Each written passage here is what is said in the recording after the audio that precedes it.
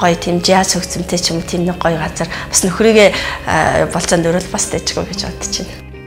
За би дуучин Саранчийг сонгоно. Одоо хувьсгалын 7-ыг нэг бодот бол хэрвээ боломж нь байдаг. Энэ бол бүтшгүй ч гэсэн тэгж бодогдож байна.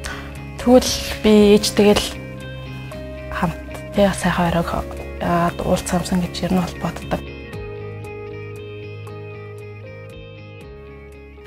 За тэгээд аав ээжтэйгээ зугаацах гоё гэж бодож байна. Аах эгч аав ээж гэр бүлээрээ явмаар байна. Би аав ээжтэйгээ дүүтэйгээ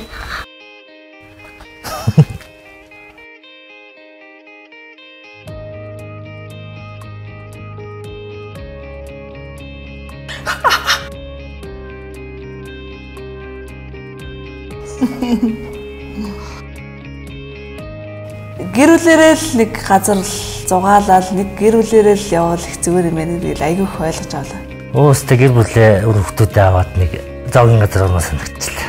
Өхний хавчлыг үзээд бүр огшчлаа. бид мандаг хүүхдээ олоод хоёроо баярлуулнаа. Ээж би танд маш их хайртай шүү. Би сайн сураад аав ээжигээ жаргалаа байлгамаар байна. Баярлалаа гэж хэлээрэй. Эцхэн үрсийн маань ертөнцид аав ээжээс нь илүү хөөрхөн, ухаантай, хүчтэй хүн гэж байхгүй билээ. Гэр бүлийн аз жаргал болсон энхри үрсээ харж очиод хамгийн сайхнараа үнсээд тэврээрэй. Та бүхэндээ шинэ оны мэнд хүргэе.